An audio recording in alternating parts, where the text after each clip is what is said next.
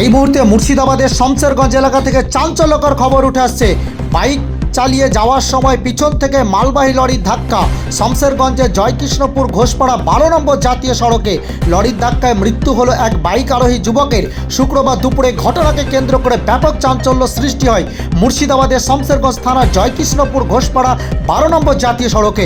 Police জানিয়েছে মৃত ওই বাইক আরোহী যুবকের নাম তৌফিক শেখ, বয়স 22 বছর। তিনি ভগবানগোলা থানার চরসুপি হাজিপাড়ার বাসিন্দা। ঘটনাস্থলে তার মৃত্যু হয়। পুলিশ স্থানীয় সূত্রে জানা গিয়েছে, শুক্রবার ভগবানগোলার দিক থেকে বাইক চালিয়ে মালদার দিকে যাচ্ছিল বাইক আরোহী দুই যুবক।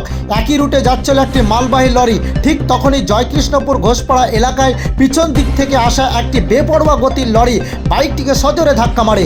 তীব্র আহত হয় বাইক এর পিছনে বসা তৌফিক শেখ। রাস্তার উপরে ছিটকে পড়েন এবং ঘটনাস্থলে তার মৃত্যু হয়। বাইক চালক কোনোক্রমে প্রাণে বেঁচে গেলে তিনি সামান্য আহত হন। দুর্ঘটনার খবর ছড়িয়ে পড়তে স্থানীয় বাসিন্দারা ছুটে এসে ক্ষোভ প্রকাশ করেন। মুহূর্তের মধ্যে রাস্তায় ভিড় জমে যায়। বেশ কিছুক্ষণ যানজটের সৃষ্টি হয়। খবর পেয়ে ঘটনাস্থলে পৌঁছায় শমশেরগঞ্জ থানার বিশাল পুলিশ বাহিনী। পরে পুলিশ পরিস্থিতির নিয়ন্ত্রণে আনে। মৃতদেহ উদ্ধার করে ময়নাতদন্তের জন্য পুলিশ পাঠিয়ে দেয়। আর এই দুর্ঘটনার খবর তৌফিক শেখের পরিবার পৌঁছাতে গোটা এলাকা জুড়ে নেমে এসেছে শোকের ছায়া। আজকে আমরা যেটা দেখলাম, একটা লরির মিডিলে মাঝে পোর্শনে বাইক আরোহী কোনো ক্রমে ঢুকে যায় এবং সরাসরি সে মারা গেছে।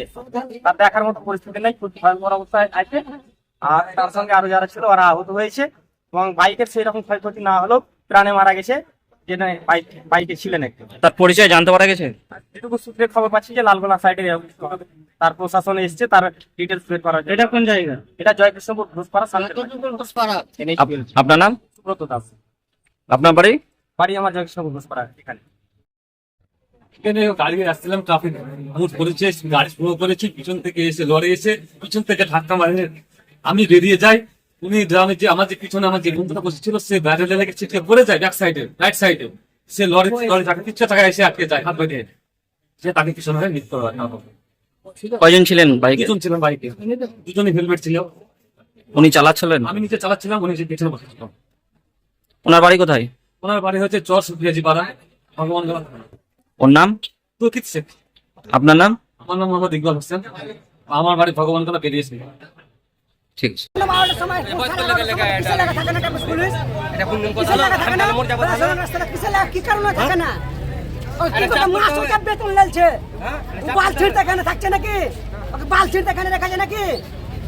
কি করতে আছো মানে তুমি আমার ডিউটির টাইমে একটু খালি আমি ছাটটা দেখিয়ে দেন। কি চাইছেন এখন? কি চাইছেন এখন? এই জিনিসটা হলো আর প্রতিবাদটা চাইছে আর চাইছে আমি এখন। আপনার নাম? এনাউল শেখ। আপনার বাড়ি? কাকড়িয়া।